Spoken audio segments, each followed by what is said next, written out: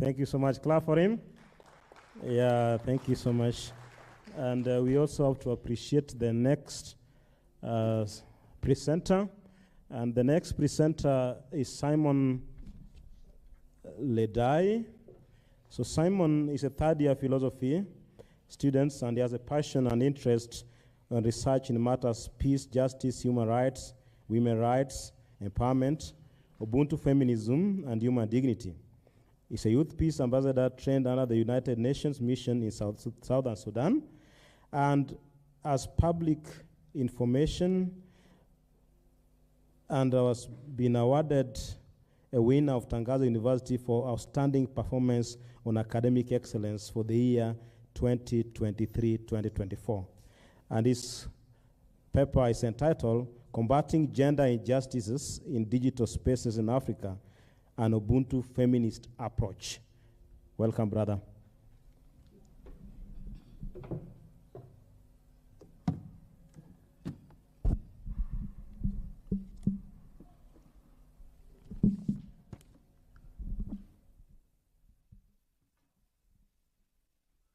Good evening, everyone.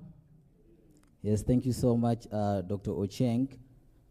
This morning, I observed something, that the men were so many in this hall, but now there are very few. But the women were very few in the morning, and they are still few. And this tells me that there is a consistency in how women do their things. And that's why I decided to be presenting on combating gender injustice in digital spaces in Africa using Ubuntu feminism. It might seem strange when you hear about Ubuntu feminism. However, I am going to elaborate more about this. It's going to be a new school of thought within African philosophy. Now, the rapid expansion of digital spaces in Africa has transformed education, social interaction, economic, communal, and political participation. And this has been widely appreciated, and we thank the world for this. But then there is a growing problem. And what is the problem? Gender injustice in digital spaces. As much as we appreciate these advancements in technology, we also realize that these digital spaces have become places of cyber harassment, places of digital misogyny, places where women are excluded, and places where there is silencing of women's voices. And this raises several questions. Can peace in the offline or real setting justify the gender injustice in the digital world?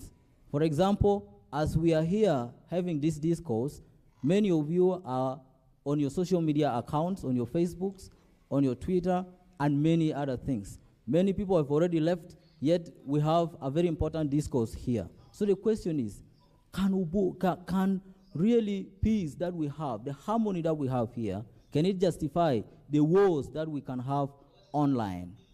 And then the other question that it raises is that, how can education for peace in the digital world be a tool to combat such gender injustice? And what value and moral system can relevantly inform gender injustice in digital spaces? Now, I believe that addressing gender injustice in digital spaces, especially in Africa, requires an approach which is ethically grounded in the African value system. And that is none other than Ubuntu feminism. In the first place, let us define what is gender injustice. Gender injustice, in a general sense, is defined as the systemic, structural, institutionalized, and equal treatment of individuals based on their gender.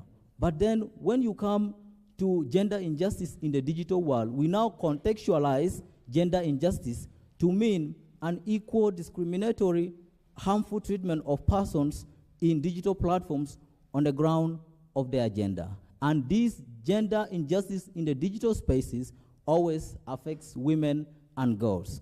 Now, what are the forms of gender injustice in the digital spaces? There are so many of them, as I mentioned from the beginning.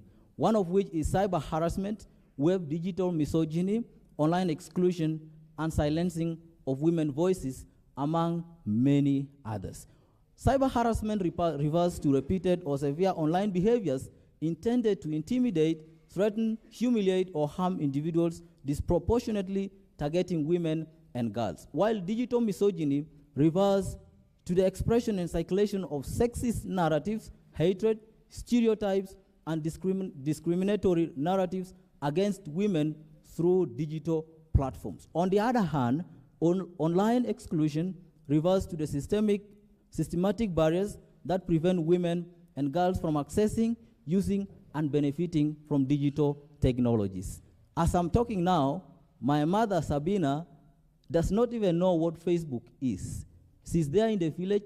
She cannot access any training online.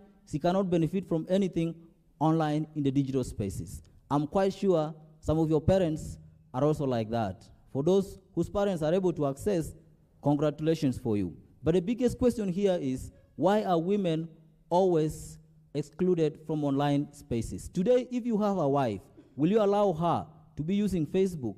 Will you allow her to be using Twitter?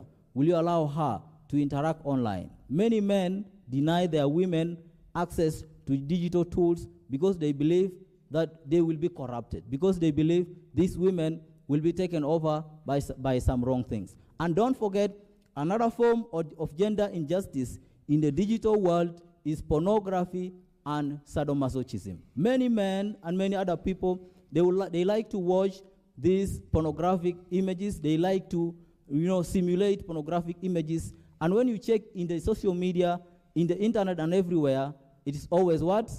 Women. You will not find naked men regularly in the internet. It's only women. Why?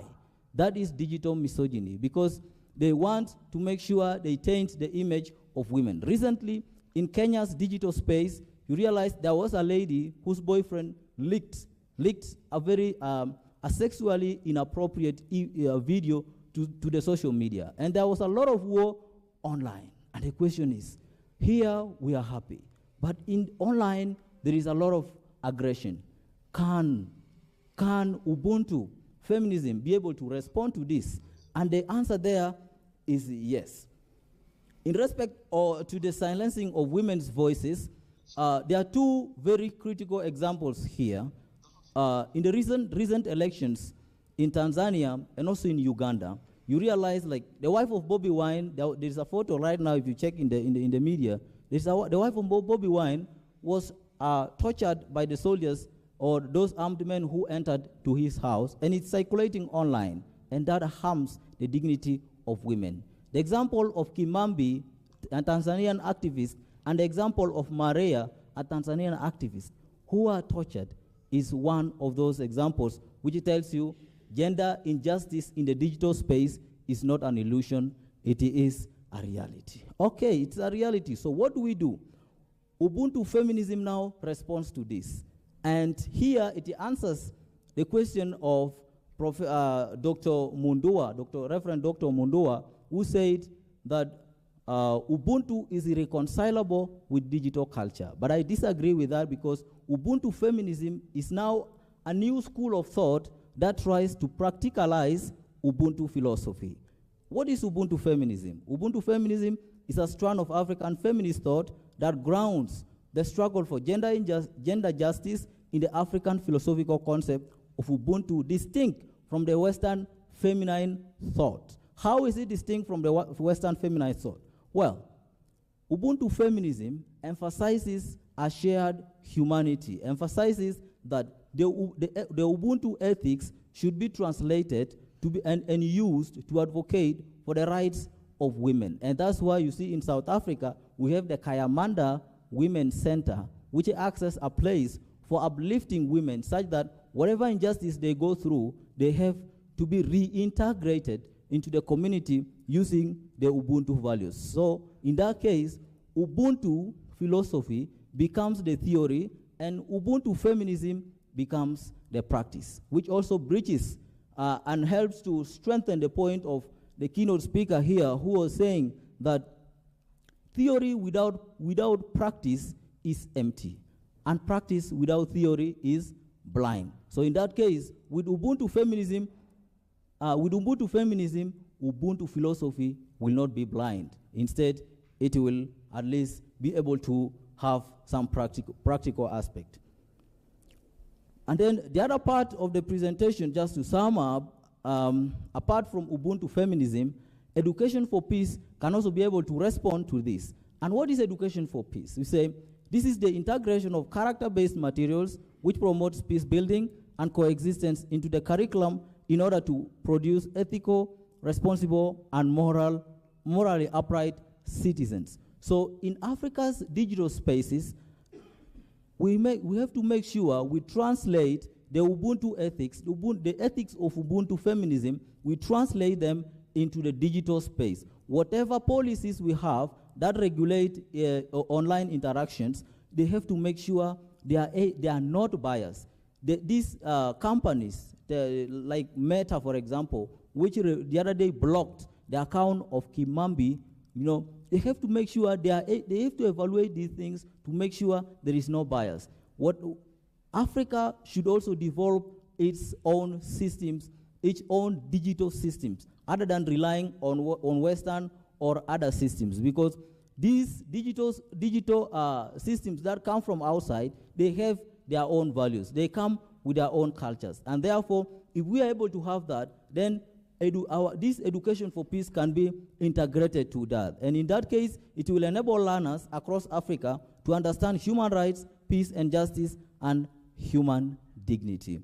In summary, I may say that Ubuntu philosophy is the theory, and Ubuntu feminism is the practice, because it now uses the Ubuntu ethics, especially this aspect of relational personhood. It applies it into practical life to advocate for gender equality, either in the digital space or in the offline setting. For that case, there cannot be peace in the online setting when there is no peace in the offline setting. Because if we mean really community, if we really mean interrelatedness, then when you harm the dignity of women, you are rupturing the community. You are rupturing the dignity of the community, and it is a false Ubuntu. Thank you so much.